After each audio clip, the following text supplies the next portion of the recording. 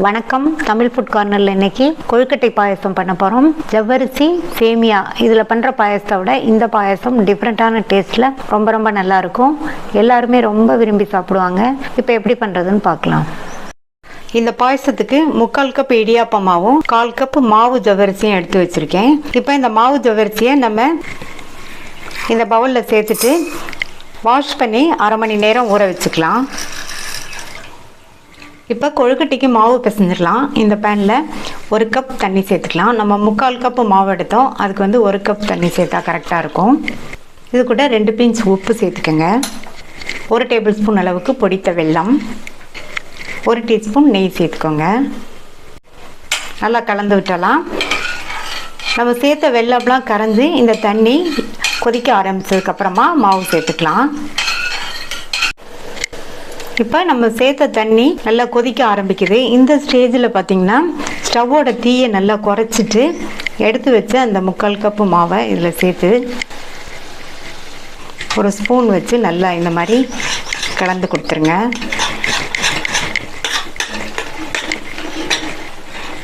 Stove சிம்லேயே தான் இருக்குது. சிம்லேயே வச்சு இந்த மாதிரி கிண்டி கொடுக்கணும். நம்ம சேர்த்த அரிசி மாவெல்லாம் இந்த தண்ணியில் நல்லா ஒன்றா மிக்ஸ் ஆகிற மாதிரி இந்த மாதிரி கிண்டி விட்டுறணும். எங்கேயுமே அரிசி மாவு கொஞ்சம் கூட தெரியக்கூடாது. அந்த அளவுக்கு கிண்டி கொடுத்துருங்க.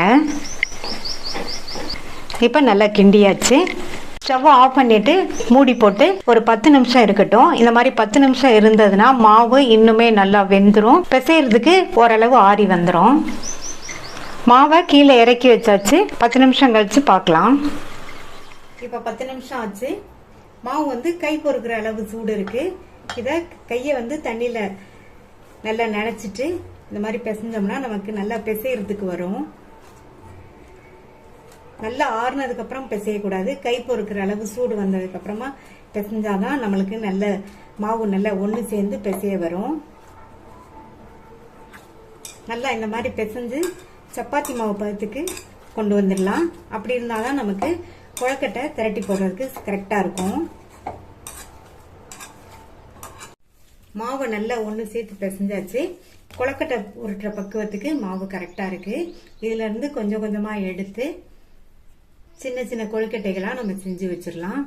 நீங்கள் இந்த மாதிரி பால் ஷேப்புக்கு உருட்டுறதுனாலும் உருட்டிக்கங்க, அல்லது இந்த மாதிரி நீல சைஸில் உருட்டுறதுனாலும் உருட்டிக்கங்க. உங்களுக்கு எந்த சைஸு எந்த ஷேப்புக்கு வேணாலும் நீங்கள் உருட்டிக்கலாம். நான் இந்த ஷேப்புக்கு இந்த சைஸ்க்கு உருட்டிக்க போகிறேன். இதே மாதிரி எல்லா மாவையும் நம்ம உருட்டி ரெடியாக வச்சுக்கலாம். எல்லா மாவையும் கொழுக்கட்டைகளாக ரெடி பண்ணி வச்சாச்சு.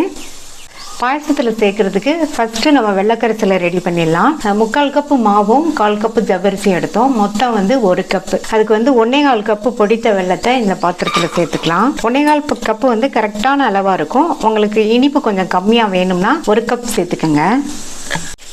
இது கூட 1/2 கப்புக்கு கொஞ்சம் அதிகமாக தண்ணி சேர்த்து இந்த வெள்ளத்தை நல்லா கரைய விட்டு வடிகட்டிக்கலாம். பாகுப்பதம் எதுவும் பார்க்க வேண்டியதில்லை. சேர்த்த வெல்லம்லாம் நல்லா கரைஞ்சிருச்சு. இந்த ஸ்டேஜில் நம்ம இதை தனியாக வடிகட்டி எடுத்து வச்சுக்கலாம். ஜவ்வரிசியும் அரிசி மாவும் சேர்த்து 1 கப் எடுத்தோம். அதுக்கு இந்த பாத்திரத்தில் காய்ச்சி ஆற வச்சு தண்ணி சேர்க்காத திக்கான பால் 2 கப் இதில் சேர்த்துக்கலாம். நான் 2 கப் பால் சேர்த்துருக்கேன். நீங்கள் பால் குறைவாக சேர்க்கணும்னு நினச்சிங்கன்னா 1/2 கப் பால் கூட சேர்த்துக்கலாம். கூட 2 கப் தண்ணி சேர்த்துக்கலாம்.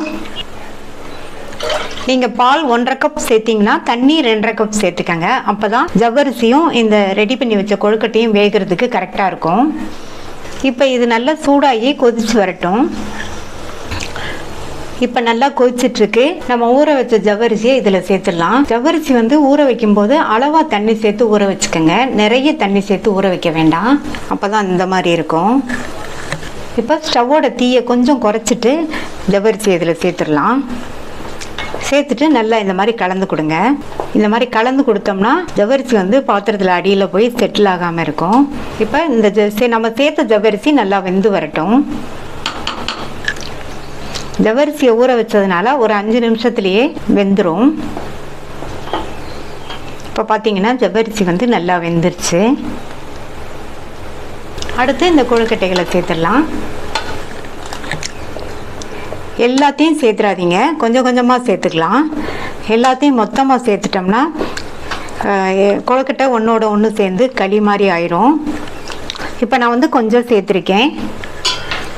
லைட்டாக மட்டும் கிண்டி விடுங்க. இது மறுபடியும் ஒரு கொதி வரும்போது அடுத்தடுத்து மீதி உள்ளதை சேர்த்துக்கலாம்.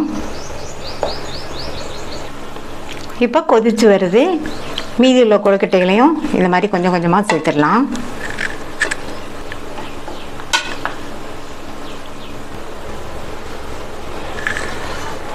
உருட்டி வச்ச எல்லா கொழுக்கட்டைகளையும் சேர்த்தாச்சு. இப்போ இந்த கொழுக்கட்டையும் வெந்து வரணும். அதுக்கு வந்து ஒரு 5 நிமிஷம் ஆகும். ஏற்கனவே நம்ம சூடான தண்ணியில் பிசைஞ்சதுனால வேகமாகவே வெந்துடும். இதை வந்து லைட்டாக இந்த மாதிரி கிண்டி கொடுக்கணும். அப்போ தான் வந்து உடையாமல் இருக்கும். அப்பப்போ பாத்திரத்தில் அடியில் வந்து பிடிச்சிக்காம இந்த மாதிரி மெதுவாக கிண்டி விடுங்க.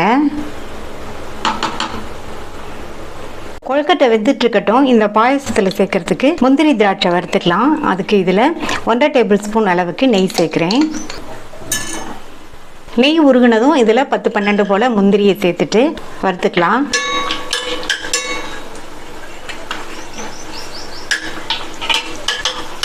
இப்போ முந்திரியோட கலர் வந்து லைட்டாக மாறிட்டு வருது. இந்த ஸ்டேஜில் வந்து உலர்ந்த திராட்சை கொஞ்சம் சேர்த்து வறுத்துக்கலாம். முந்திரி திராட்சை ரெண்டுமே வறுபட்டுருச்சு. இதை தனியாக எடுத்து வச்சுட்டு இது கூட பொடியாக கட் பண்ண தேங்காய் துண்டுகளை சேர்த்து இந்த தேங்காய் துண்டுகள் வந்து நல்ல கலர் மாறுற அளவுக்கு நெய்யிலேயே வறுத்துக்கலாம். இந்த மாதிரி தேங்காய் துண்டுகளை பொடியாக கட் பண்ணி பாயசத்தில் போட்டோம்னா சாப்பிடும்போது இந்த தேங்காய் கடிப்படும்போது டேஸ்ட் வந்து ரொம்ப நல்லாயிருக்கும். இப்போ தேங்காய் துண்டுகளும் நல்ல கலர் மாதிரி வறுபட்டுச்சு. இதையும் எடுத்து வச்சிடலாம். இப்போ கொழுக்கட்டையுமே நல்லா வெந்துருச்சு, சாஃப்டாக வெந்துருச்சு. அடுத்து இதில் வடிகட்டி வச்ச வெள்ளைக்கரைசலை சேர்த்துடலாம். கூடவே 1 டீஸ்பூன் ஏலக்காய் பவுடரும் சேர்த்துட்டு நல்லா ஒரு தடவை கலந்து கொடுத்துருங்க. நல்லா மெதுவாக கலந்து கொடுங்க. இப்போ நம்ம வெள்ளைக்கரைசல் சேர்த்ததுக்கப்புறமா இந்த பாலோடு சேர்ந்து 1 நிமிஷம் மட்டும் இருந்தால் போதும். அதுக்கு மேலே இருந்ததுன்னா இந்த பாலோடு சேர்ந்து திரிஞ்சு போயிடும். அதனால் 1 நிமிஷம் ஆன உடனேயே ஸ்டவ் ஆஃப் பண்ணிடுங்க. 1 நிமிஷம் ஆச்சு, ஸ்டவ் ஆஃப் பண்ணிடலாம். பாலோட ஹீட்லேயே இந்த வெள்ளைக்கரைசல் வந்து நல்லா 2 ஒன்று சேர்ந்து இந்த கொழுக்கட்டைக்கும் நல்ல ஸ்வீட்னஸ் கிடைக்கும். அடுத்து இதில் நம்ம நெய்யில் வறுத்த முந்திரி திராட்சை தேங்காய் துண்டுகளை சேர்த்துடலாம். நல்லா ஒரு தடவை கலந்து விட்டுறலாம். ரொம்ப சுவையான கொழுக்கட்டை பாயாசம் ரெடி ஆயிடுச்சு.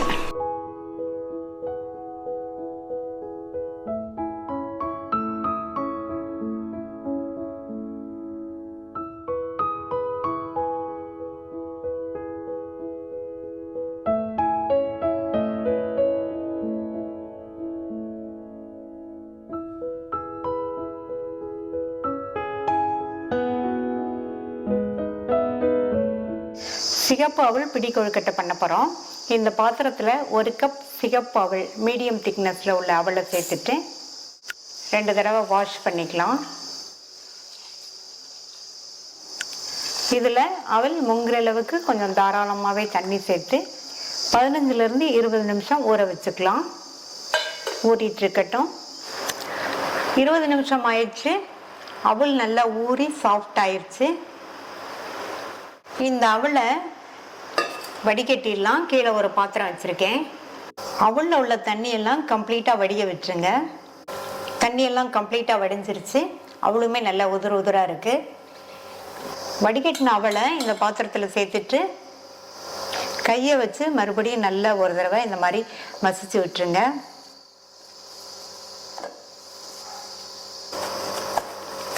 இப்போ அவல்லாம் நல்லா மசிஞ்சிருச்சு.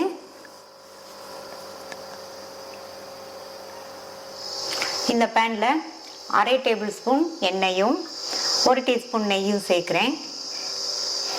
நெய் வந்து ஆப்ஷனல் தான். நீங்கள் விருப்பப்பட்டால் சேர்த்துக்கங்க, இல்லைன்னா கூட கொஞ்சம் எண்ணெய் சேர்த்துக்கங்க. இப்போ நெய்யும் எண்ணெயும் சூடாயிடுச்சு.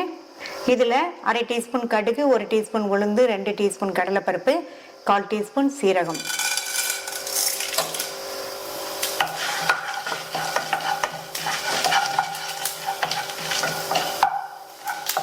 கடுகு பொரிஞ்சு பருப்பெல்லாம் நல்லா செவந்துருச்சு. இதில் ஒரு கட் பண்ண காஞ்ச மிளகாவும் நல்லா பொடியாக கட் பண்ண பச்சை மிளகாவும் சேர்க்குறேன். கூடவே கொஞ்சமாக கட் பண்ண கருவேப்பிலை இலைகள் நல்லா கலந்து விட்டுட்டு இது கூட அரை கப்பு, நம்ம அவுள் எடுத்த கப்பில் அரை கப் அளவுக்கு தேங்காய் துருவல், கூடவே 2 பிஞ்ச் பெருங்காய பவுடர். தேங்காய் துருவல் சேர்த்து ரொம்ப நேரம் வதக்க வேண்டாம். ஜஸ்ட் ஒரு வதக்கிட்டு நம்ம மசிச்சு வச்சு அவளை சேர்த்துக்கலாம். அப்புறமா இதுக்கு தேவையான அளவு உப்பு சேர்த்துக்கங்க. சேர்த்துட்டு நல்லா மிக்ஸ் பண்ணி விட்டுக்கலாம்.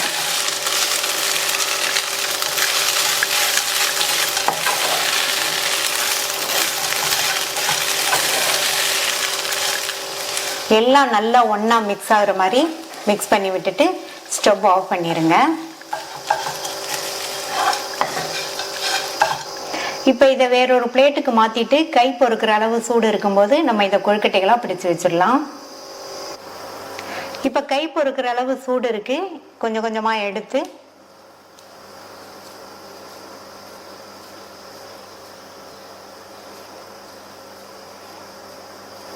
இந்த மாதிரி ஓவல் ஷேப்புக்கு கொண்டு வந்துட்டு பிடி கொழுக்கட்டை ஷேப்புக்கு வச்சிடலாம். இனிப்பு கொழுக்கட்டை பிடிக்காதவங்களுக்கு, இனிப்பு கொழுக்கட்டை சாப்பிடாதவங்களுக்கு இந்த மாதிரி அவளை வச்சு ரொம்ப ஈஸியாக நம்ம செஞ்சு கொடுத்துடலாம். டேஸ்ட் ரொம்ப சூப்பராக இருக்கும். இதே மாதிரி எல்லாத்தையும் பிடிச்சிடலாம்.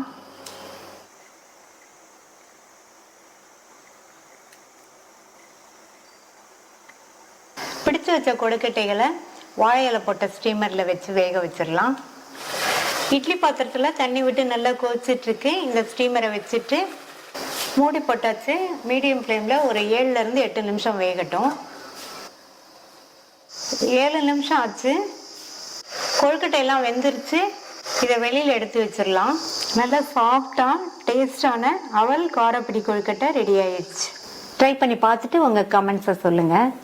இது வரைக்கும் தமிழ் ஃபுட் கார்னர் சேனலை சப்ஸ்கிரைப் பண்ணாதவங்க சப்ஸ்கிரைப் பண்ணிக்கோங்க. தேங்க்யூ.